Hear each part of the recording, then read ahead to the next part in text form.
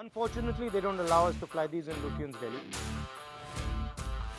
This is a DJI drone made in China. This has come from Victorian times, and that's really the powerful thing. This is actually where we should be. And the network that produces.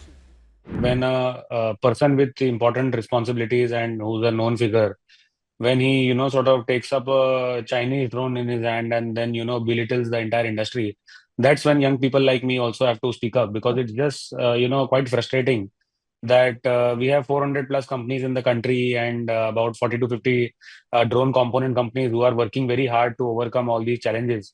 And then someone who's a sort of followed personality by at least some part of the society comes up and holds up a Chinese drone and just says that, we don't understand anything in India and, this is none of these parts are made in India. So it's quite demotivating essentially.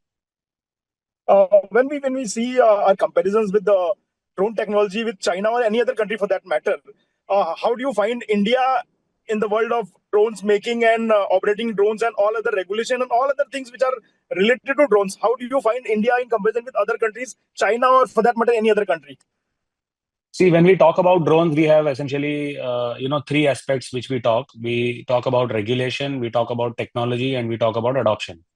So since 2021, government has come up, like a front runner, basically with a swinging bat, and has made sure that policy and the regulations, which is the first aspect that is very clear.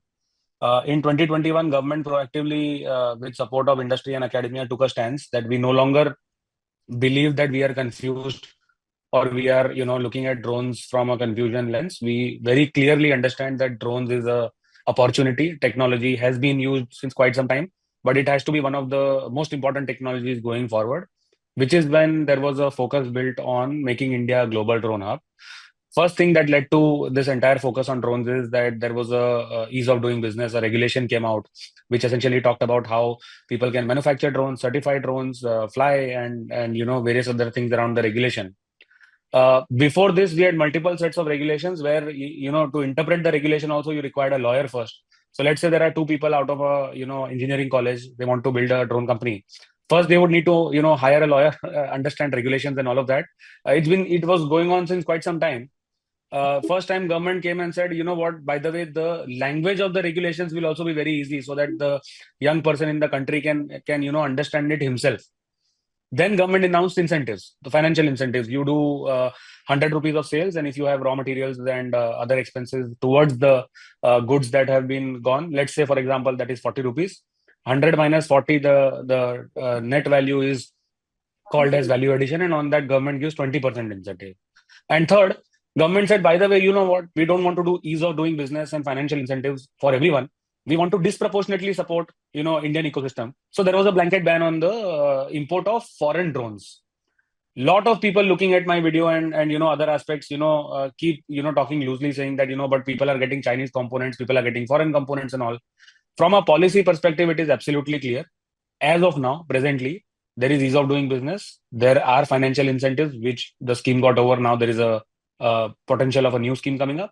And third, there is an import ban on import of drones as a whole and as a part, like as a kit, essentially. So now we are going to the next step. The next step is basically talking about the technology part, which is how do you make sure that you have supply chain and you have components being built and all, which is slowly ramping up in the country. We have so many companies who are doing more than 60%, 70% indigenous content. So I don't understand how this comes out that we don't have any understanding of components. No one is building components in the country. And third and most important, which is adoption. India is the only country where about 300,000 villages, 3 lakh villages have been mapped with drones, and there is land record digitization that is happening. India is the only country where there are 15,000, women self-help groups that are getting drones and training and deployment of agriculture spraying drones in such a large number. India is the only country where, more than 10 states, they have done pilot projects on healthcare delivery. So all of this is being happening. And, you totally disregard this and say, we have no understanding of this tech and we are not building anything. Especially the point is by handling, a drone that is of DJI and that is banned. I mean, that is slightly, discomforting to me and, maybe the entire community as a whole.